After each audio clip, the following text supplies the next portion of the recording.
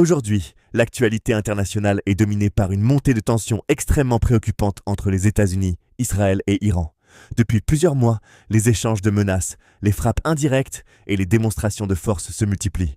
Au cœur du conflit, le programme nucléaire iranien, considéré par Israël comme une menace existentielle et par Washington comme un risque majeur pour la stabilité mondiale.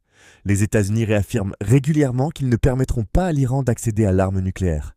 De son côté, Israël maintient qu'il est prêt à agir, seul si nécessaire, pour neutraliser toute menace stratégique venant de Téhéran.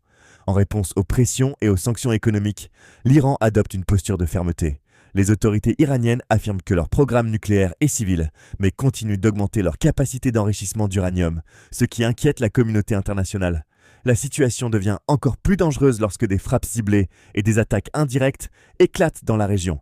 Des bases militaires, des installations stratégiques et parfois même des zones proches de centres urbains sont touchées. Et c'est là que commencent les dégâts collatéraux, car au-delà des objectifs militaires, ce sont souvent les civils qui paient le prix fort. Des infrastructures endommagées, des coupures d'électricité, des perturbations économiques et un climat de peur permanent pour les populations locales. Cette crise dépasse largement ces trois pays. Elle menace l'équilibre de tout le Moyen-Orient.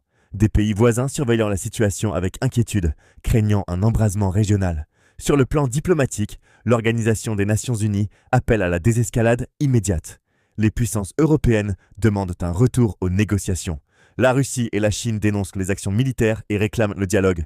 Mais sur le terrain, la méfiance reste totale. Chaque camp renforce ses capacités militaires. Chaque déclaration politique ajoute de la tension. Les conséquences ne sont pas seulement militaires. Les marchés financiers réagissent, les prix du pétrole fluctuent fortement et les routes commerciales dans la région deviennent plus sensibles.